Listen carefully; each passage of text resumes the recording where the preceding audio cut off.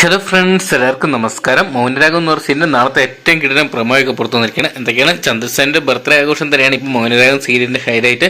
ഇപ്പോൾ അതിന്റെ ഭാഗമായിട്ടുള്ള കുറച്ച് രംഗങ്ങൾ തന്നെയാണ് കാണാൻ സാധിക്കുന്നത്. നമ്മുടെ രൂപയും അവിടെ കല്യാണി അമ്പലത്തിൽ വന്ന് ചന്ദ്രസേനോട് വഴിപാടൊക്കെ നടത്തിയത്. അതിനുശേഷം രൂപ കല്യാണിയോടായിട്ട് പറയുന്നുണ്ട്, എത്രയും പെട്ടെന്ന് നമ്മൾ ഒന്നുചേരുന്ന നിമിഷത്തിന് വേണ്ടിയാണ് ഞാൻ കാത്തിരിക്കുന്നതെന്നും അത് ഉടൻ തന്നെ സംഭവിക്കട്ടെ എന്ന് ഞാൻ പ്രാർത്ഥിക്കുകയും ചെയ്യുന്നതെന്ന് പറയുന്നുണ്ട്.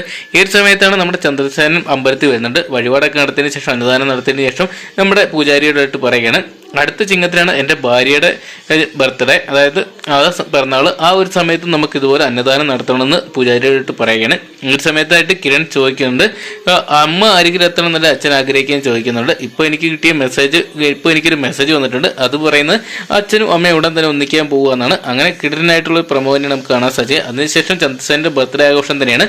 നമ്മുടെ സോണിമോൾക്കും അതോടൊപ്പം കിരണിനും ബർത്ത്ഡേ കേക്കൊക്കെ കട്ട് ചെയ്ത് മുറിച്ച് കൊടുക്കുകയാണ്. 53ാമത്തെ ബർത്ത്ഡേ ആണ് ആഘോഷിക്കുന്നത്. കേക്കിൽ നിന്നും വ്യക്തമാണ്. എന്തൊക്കെയാണ് ഗ്രാൻഡ് ആഘോഷം തന്നെയാണ് മൗനരാഗം എന്ന് പറയുന്ന സീരിയലിന്റെ ഭാഗം ചന്ദ്രസേന്റെ ബർത്ത്ഡേ ആഘോഷമായിട്ട് നമുക്ക് കാണാൻ സാധിക്കുക. എന്തൊക്കെയാണ് കിടിലൻ രംഗങ്ങൾ തന്നെ നമുക്ക് വരും ദിവസങ്ങളിൽ മൗനരാഗം എന്ന് പറയുന്ന സീരിയലിന്റെ ഭാഗത്ത് നിന്ന് കാണാൻ സാധിക്കാൻ പ്രതീക്ഷിക്കാം. അപ്പോൾ ഈ ഒരു പ്രമോ നിങ്ങൾക്ക് ഇഷ്ടപ്പെട്ടെങ്കിൽ ഈ പ്രമോയെ കുറിച്ച് നിങ്ങളുടെ അഭിപ്രായം കമന്റ് ബോക്സിൽ പോകുക. അതോടൊപ്പം തന്നെ വരും ദിവസങ്ങളിൽ മൗനരാഗം എന്ന് പറയുന്ന സീരിയലിന്റെ പ്രമോയ്ക്കകത്ത് നമുക്ക് കാണാൻ സാധിക്കാൻ ദേവുട്ടി ഇപ്പം മരണത്തോട്